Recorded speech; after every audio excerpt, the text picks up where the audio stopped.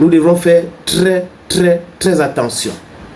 Lancer d'alerte au Cameroun est égal au chantage, au maître chanteur, aux les gens qui racontent des scénarios.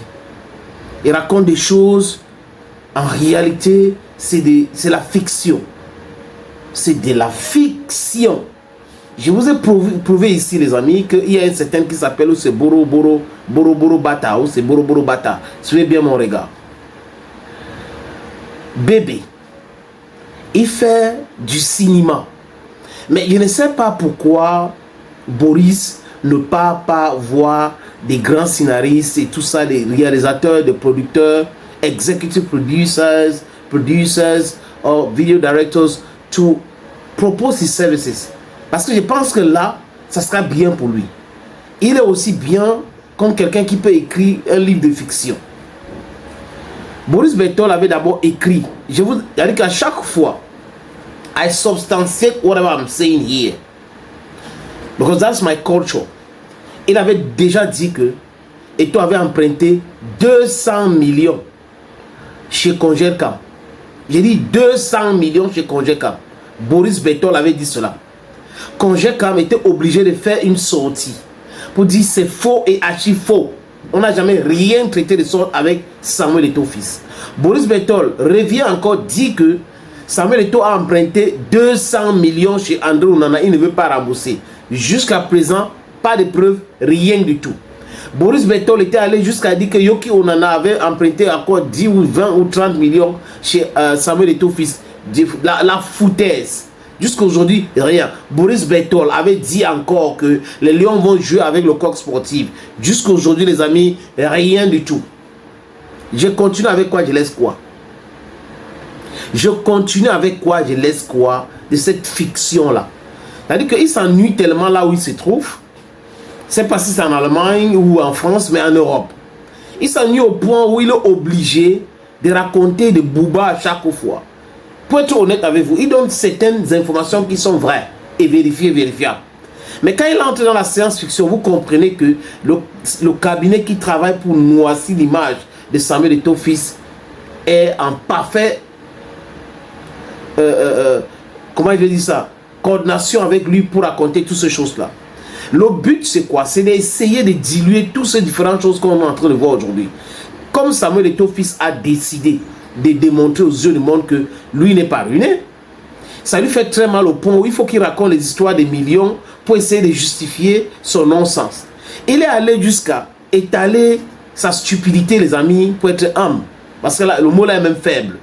En disant que l'UBA a refusé d'emprunter 2 milliards à Samuel Eto'o fils et que le même dossier d'emprunt qu'Eto'o avait fait auprès de l'UBA, c'est le même dossier à Ecobank. Il y a ce qu'on appelle, il faut être inculte pour raconter ce qu'il raconte là. Il faut être aussi inculte pour essayer même de comprendre et d'accepter ce qu'il est en train de raconter là. Il y a ce qu'on appelle secret bancaire. Même si c'est 100 000, aucun banquier ne va dire à la presse que X est venu nous demander tel montant. On ne parle pas là de microfinance. Même les microfinances sont aussi sérieux.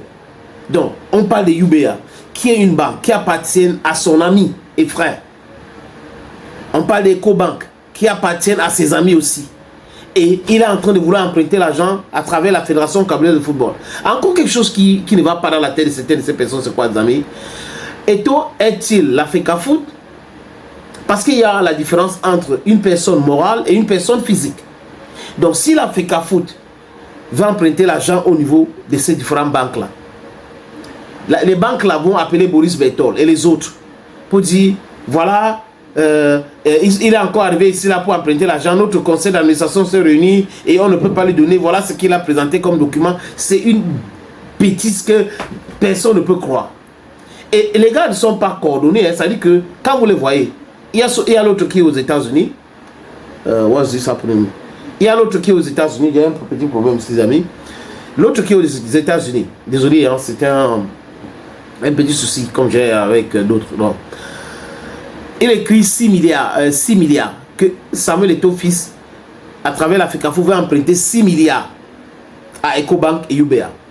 Lui, Boris Berthold, il dit 2 milliards. L'autre va écrire 4 milliards.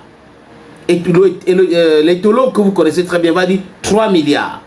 Après, l'autre qui aurait même violé un garçon ici au Cameroun va venir dire la Mercedes Eto, ce n'est pas la Mercedes Eto. C'est toutes ces choses-là.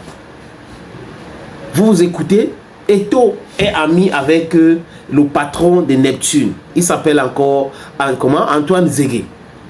Antoine Zégué, qui est le patron de Neptune et beaucoup d'autres sociétés, a vu Eto vraiment, c'est ce jeune Camerounais brillant, riche et tout ça, très populaire.